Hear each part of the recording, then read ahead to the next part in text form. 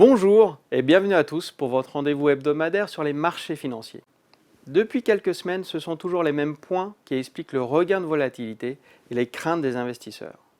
Premièrement, le cas Evergrande et le ralentissement économique en Chine. L'action du géant immobilier a été suspendue après une baisse de plus de 80% depuis le début de l'année, et ce dans l'attente d'une annonce sur une vente d'une de ses filiales. Pour rappel, le poids de l'immobilier représente 30% du PIB chinois.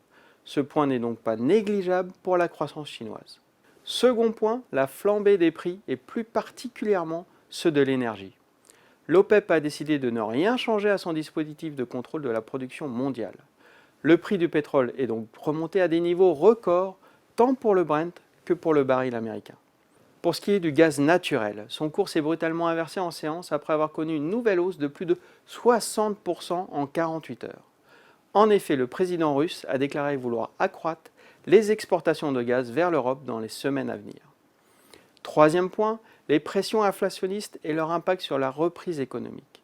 Les investisseurs s'inquiètent donc de l'impact de la flambée des prix tant sur le pouvoir d'achat des ménages que sur le résultat des entreprises dans leur capacité à protéger leurs marges. Quatrième point, un changement des politiques monétaires mondiales face à ces pressions inflationnistes. Dans le monde, plusieurs pays ont déjà commencé à relever leur taux d'intérêt. C'est notamment le cas de la Banque centrale de la Nouvelle-Zélande, une première depuis 7 ans. Idem en Europe, avec la Roumanie et la Pologne. Enfin, les déboires politiques aux États-Unis. Les démocrates peinent toujours à faire avancer leur dernier projet de relance économique. Les inquiétudes concernant le relèvement du plafond de la dette publique américaine pèsent également.